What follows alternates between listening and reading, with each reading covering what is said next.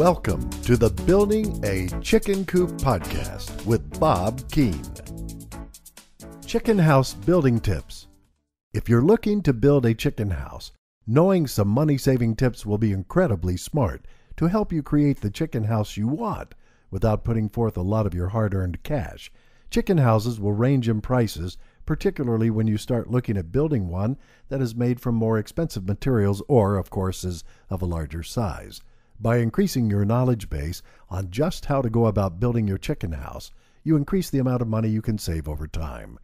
Here are some fast chicken house money-saving tips. Listen up. Factor in size. The first thing you want to do, as touched upon in an earlier audio, is really pay attention to the size of the chicken house you want to build. If you are dead set that you need to raise a larger number of birds, then building a larger chicken house will make sense to you. Now, if you aren't sure how many birds you're going to need, though, then chances are you're going to be a lot better off opting for a smaller house. That's both easier to maintain as well as cheaper to build. Now, you definitely don't even want to be crowding your birds, though, so be sure the size you do build is appropriate. Don't try and squish a larger number of birds together just to save on the cost of the building, because this will really come back to backfire on you. Location. Next, when planning your chicken house, make sure to factor in the location. While convenience will likely be on your mind when you're thinking about where you want to place the chicken house, two other main points you have to address are the weather, as well as any other animals that like to prey around.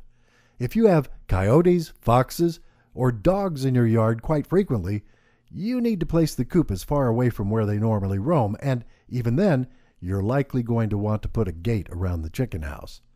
With the weather issue, if you're in a climate that gets a lot of rain, you should probably think about placing the chicken house someplace where it's a bit more sheltered, either from trees or perhaps other buildings.